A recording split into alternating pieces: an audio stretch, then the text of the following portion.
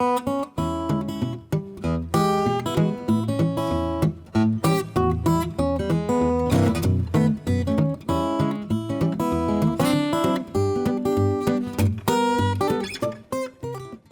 of the most important things that I think is overlooked is tuning. And I spend a lot of time tuning before I go on stage. I change my strings quite often, you know. Sometimes I'll change these strings every night if I feel it needs it. If a set of strings sounds great the next day, then I won't. I'll leave it because they're all settled in, you know. But you have to learn how to put strings on and how to stretch them properly and give them time to settle in. And then tune, keep tuning, go stretch and tune and stretch and tune. Play the guitar like you're playing on stage or something, and you'll come back to the tuner, you know. And that's so important to make sure that you're dead in tune. That, if you're really in tune, you're going to enjoy it so much more, and you're going to be able to depend on, you know, when you come up the neck, that you're going to be in tune up there as well, you know. So, yeah.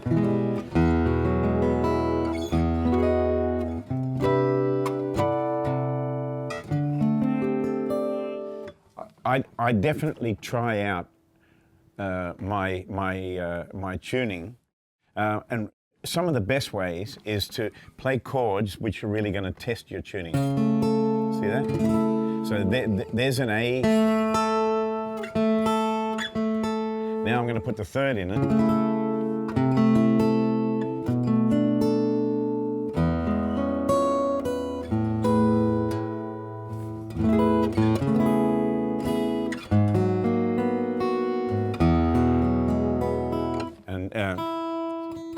It's not perfect right now, and you can just hear that. Now.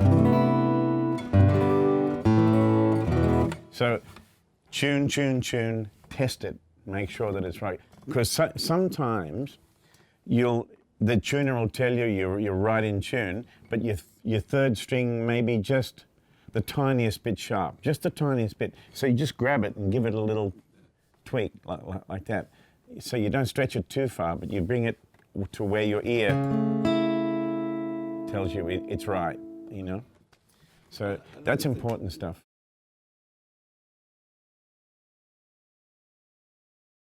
There's a song of mine called Hope Street, which was on my It's Never Too Late album. And that one tests everything about your tuning, because it's got...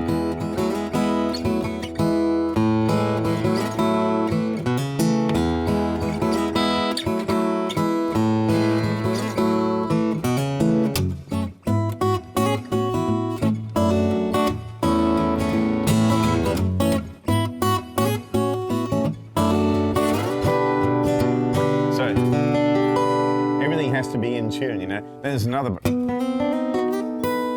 little thing that I do in the end of the bridge.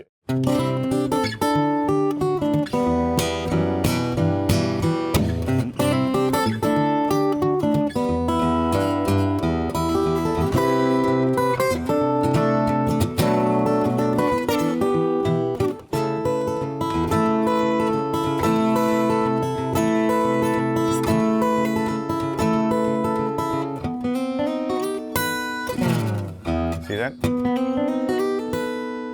That all has to work.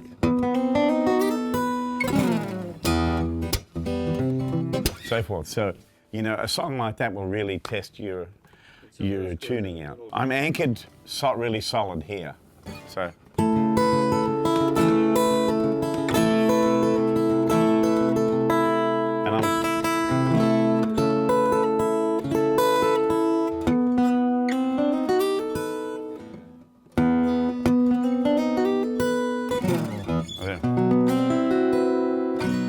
All those kind of shapes really test your tuning, that's for sure.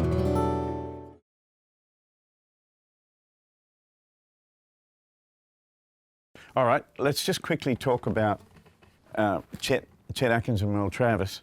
And of course, Merle Travis came before Chet, but if you want to delve into Merle's style, if you listen to Ike Everly, the father of the Everly Brothers, you're listening to Merle Travis, because that's where Merle got it from. You can hear it.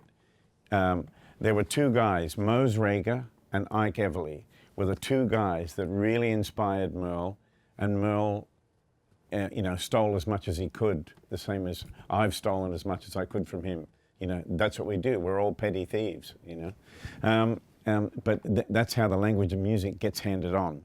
And so Ike Everly and Mose Rager inspired Merle, and they played in a style where they anchor down the three fingers and play everything like that, right? So it's almost like honky-tonk sound, right? But Travis did it so incredibly well, with great feeling and great tone and great ideas, Chet Atkins took it in a different direction and kind of made it much more athletic, so to speak. A lot of his early recordings were so brilliant that, none of us could believe our ears. That was so good. But what I noticed, the difference between Chet and Merle was when Merle played a tune like the 9-Pound Hammer, when he went to the A, he still played the E bass. It just kind of clunked away on it, which see that?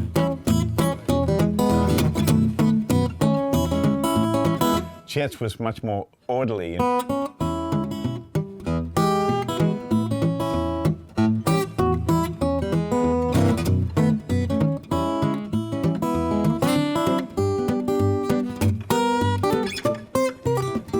So forth. And Travis would go.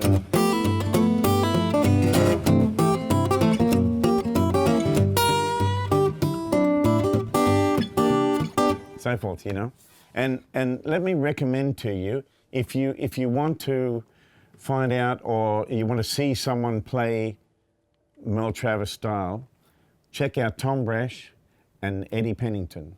Those guys can teach you more about Merle Travis's playing than anybody on this planet, okay? I don't know a lot about it compared to those guys, so check them out. Eddie Pennington and Tom Bresh, they're the best.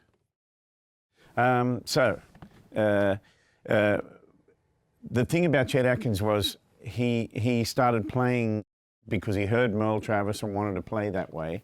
He developed his own style. Then he heard Django Reinhardt. Then he discovered classical music and Segovia and studied with Segovia until Segovia found out that he played electric guitar, and then he banned him. So Chet, that's true. So Chet had all that knowledge and experience in those many styles. And when I got to know him, I realized how much he admired classical guitar players, because they kind of set the standard for everybody looked to classical guitar as the benchmark of guitar playing, People like you and me, we looked at Eric Clapton and Jimi Hendrix and blah, blah. That was a whole different world. But as far as the benchmark for guitar playing, everybody looked to classical players. And I think Chet did the same, but then he kind of opened his mind a lot more to many different styles and fell in love with rock guitar and folk guitar and all that kind of thing.